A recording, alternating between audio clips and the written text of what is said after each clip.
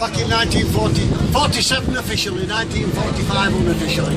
I say 1945 unofficially because in 6th of August 1945 America dropped the first of 2 atom bombs on Japan to effectively finish the Second World War. What we didn't realise at the time was, although it had finished the Second World War, it started another war which became known as the Cold War. Basically that came about because Russia, who were one of the allies and fought alongside us in the Second World War, were, shall we just say, they were a little bit upset about the fact that the Americans didn't bother to tell them what they were going to do in Japan. And also they realised they were far behind the Americans in technology on atom bombs. So they pressed on with their atomic programme.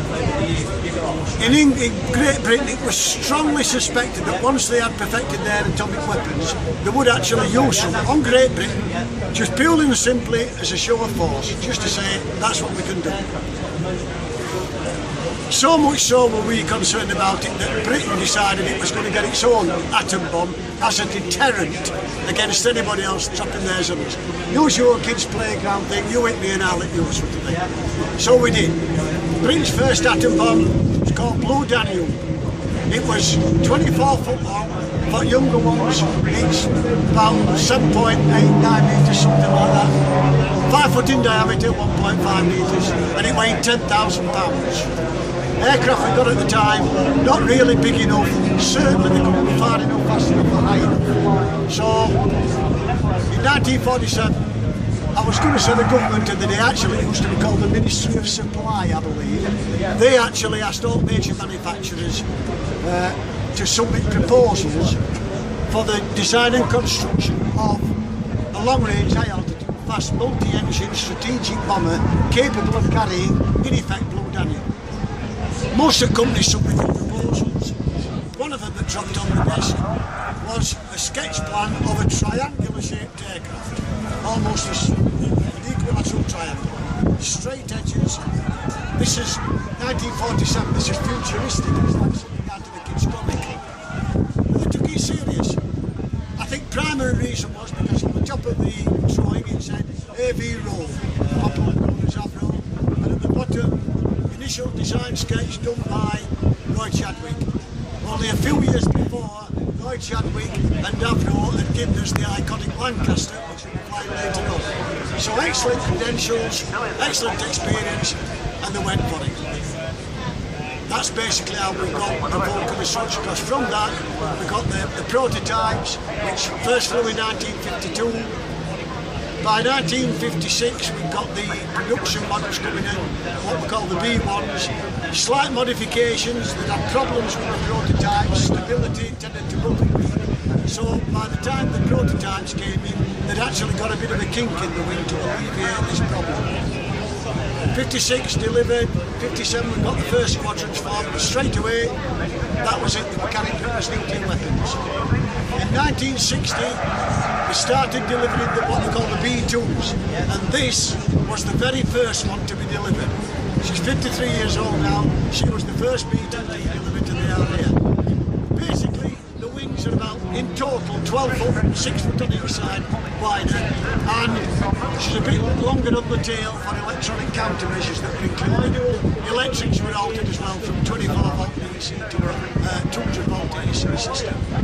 Quite a few other refinements, but this one was the first one in 1960.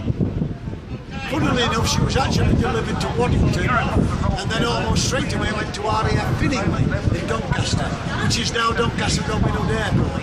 And strangely enough, most of the time in the 60s and 68, she was in hangar number 3. Believe it or not, she now stops in hangar number 3 at Doncaster, so she come home after all these years. So there we are. They actually carried nuclear weapons right through till 69 when Royal Navy's Polaris submarine fleet took over that role. We still had a function to play. They carried on doing other things such as low to mid-altitude with conventional iron bombs. Some carried nuclear weapons, some went to air-to-air reconnaissance, maritime reconnaissance. But whatever role, they did it quite capable right through to the 80s. Beginning of the 80s, they were going to start scrapping them. But then, of course, the Falklands happened. And of course, because they got a reprieve for the Black Book issues. I'll not go into all that. Suffice to say, if you've not read a book called Vulcan 607, do buy it. We sell it in the Vulcan Village. Excellent reading, even if you're not an ardent aviation enthusiast. Excellent book. At the end of the year 82, it was all over. They were just about to be strapped before, and they're going to be. They did keep the Vulcan display flight on, even though with no operational Vulcans. But the one they were using actually come to the end of its airframe life. So they looked around for another one. Second choice actually was this one. The original choice hadn't got much life left, so they went for this one, which was actually at the time on the fire in Picardie F9. Just going to be set fire to fire practice. So she became the Vulcan display flight right from 86 to 92. 92, the dreaded airframe life caught up with her, so she was sold off for scrap. She was bought by a private individual, David Vulcan, who intentions were to keep her fully maintained in a fast taxi, which he did. Shortly afterwards, a couple of years after the show, Robert Plevin came on the scene and said we can get that back in the air. How many times over the next few years I wish he'd get quiet, not said anything, goodness only knows. Again, it covers 4 DVD sets, the length of time it took to get it back. But eventually they did. Following in 2007, 2008 she rejoined Air Show Circuit.